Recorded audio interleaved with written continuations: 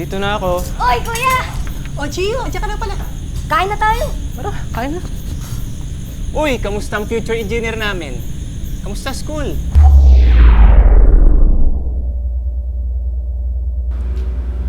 Okay lang.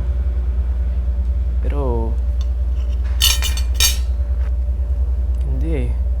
Naalala ko lang yung nakapangako ko sa inyo eh. Paano kung hindi ako makapagtapos? Paano kung pagkatapos ko graduate, wala akong mahanap na trabaho? Ha? Pa? Natatakot ako.